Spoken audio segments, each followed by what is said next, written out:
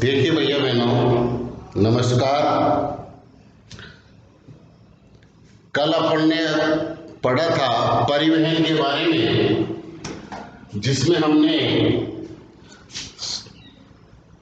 सड़क मार्ग और रेल मार्ग के बारे में अध्ययन किया था। आज उसके आगे हम जल मार्ग और वायु मार्ग और संचार के बारे में अध्ययन करेंगे। अब जैसा कि आपको पता है कि जल मार्ग कहाँ होता है। जल मार्ग पानी के अंदर होता है, समुद्रों में होता है। अब जल मार्ग अधिक दूरी में भारी एवं बड़े आकार वाले सामानों को ढोने के लिए जल मार्ग सबसे सस्ता साधन होता है। अब अधिक दूरी में भारी और भारी सामानों को लाने ले जाने के लिए, उनको ढोने के लिए जल मार्ग सबसे सस्ता साधन है। अब ये मुख्यतः दो प्रकार के होते हैं। जो जल मार्ग है वो दो प्रकार के होते हैं। एक तो होता है अंतर्देशीय जल मार्ग एवं समुद्री मार्ग। अंतर्देशीय जल मार्ग में तो क्या है कि अपन व्यक्ति ही यातायात का प्रयोग करते हैं। एक स्थान से दूसरे स्थान पर आने जाने में अंतर्देशीय, यानी कि अपने भारत के अंदर। और दूसरा होता है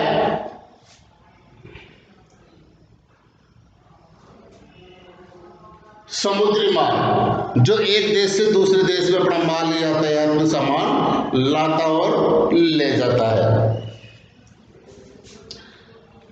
नावें, नदियों एवं झीलों का उपयोग अंतर्देशीय जल मार्ग के लिए होता है। जो नावें नदियों में एवं झीलों का उपयोग अंतर्देशीय जल मार्ग के लिए होता है। अब जब जो अंतर्देशीय जल मार्ग है वो जैसे गंगा ब्रह्मपुत्र नदी तंत्र, उत्तर अमेरिका में ग्रेट लेक एवं अफ्रीका में नील नदी, ये क्या है कि अंतर्देशीय जल मार्ग हैं। अब समुद्री एवं महासागरीय मार्गों का उपयोग सामान्यतः व्यापार, माल एवं सामान को एक देश से दूसरे देश में पहुंचाने के लिए करते हैं। अब जो समुद्री मार्ग है, इनका उपयोग एक देश से दूसरे देश में माल पहुंचाने में उपयोग होता है।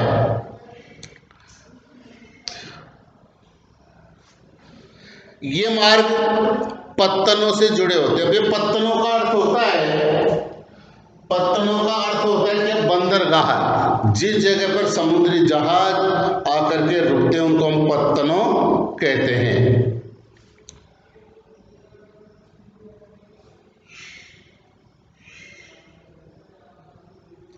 विश्व में कुछ महत्वपूर्ण पत्तन है।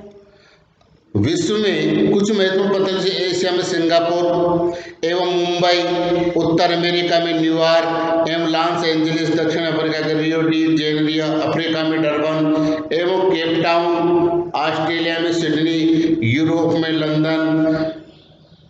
इस प्रकार से ये प्रमुख बंदरगाह। अब भारत का प्रमुख बंदरगाह कहाँ है? बंदरगाह बम्बई में, वहां पर जहाज आकर, गुजरात है, कांडला है, ये यहाँ के बंदरगाह, यानी इनको पत्तनों भी कहते हैं। और अब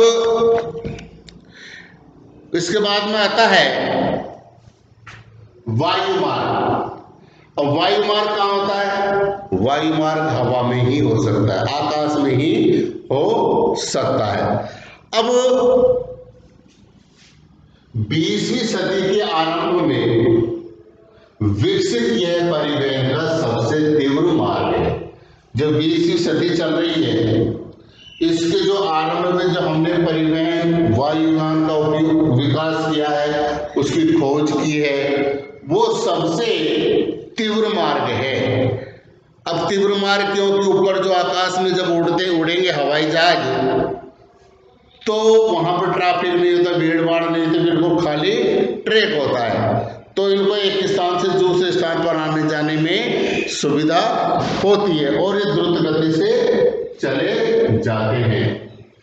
ईंधन की लागत अधिक होने के कारण यह सबसे महंगा साधन है।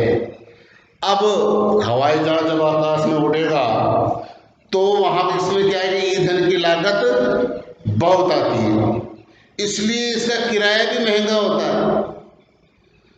किराया महंगा होता है तो ये सब महंगा, अपन को साधन सबसे बड़ा महंगा है ना। वायु यातायात खराब मौसम जैसे कोहरे और तूफान से प्रभावित होता है। अब सड़कों पे रेलों पर भी तो वहां कोहरा हो जाता है या तूफान आते दिन भी चल जाते हैं, लेकिन वायुयान अगर कोहरा हो रहा है, तूफान आ रहा है, तो ये उड़ाने नहीं भरते और उसको रुकने का इंतजार ये करते हैं। जब तूफान रुक जाते हैं, कोहरा छट जाता है, तभी ये उड़ान भरते हैं। और क्या,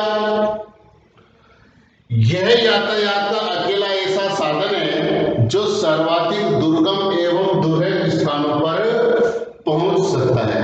अब यातायात के साधनों में सबसे अकेला एक ऐसा साधन है जिसको हम हेलीकॉप्टर से किसी भी दुर्गम पहाड़ी पर या कठिन से कठिन जगह पर भी इसको हम ले जा सकते हैं, विशेष रूप से जहां सड़कें और रेल मार्ग नहीं। अब जिस जगह रेल मार्ग नहीं है, सड़क नहीं है, तो ये साधन अपने आप वहां पहुंचा देता है। जैसे हमारे हिमालय की पहाड़ियों में रेलवे, युद्धों में रेलवे का उपयोग करते हैं। अब ये कठिन से कठिन जगह पर भी पहुंच जाते हैं जहां पर रेल सड़कें आदमी आसानी से नहीं पहुंच पाता, तो ये पहुंच जाते हैं। अब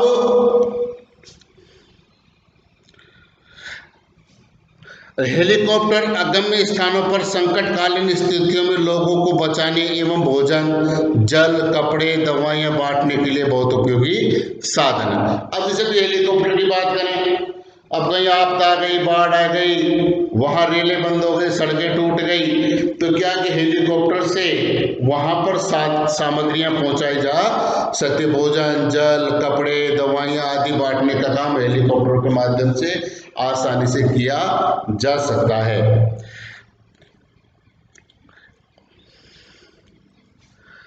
और कुछ महत्वपूर्ण हवाई पत्तन से Delhi, Mumbai, New York, London, Paris, Frankfurt एवं काहिरा आदि ये प्रमुख पत्तन है। पत्तन का मतलब होता है बंदरगाह।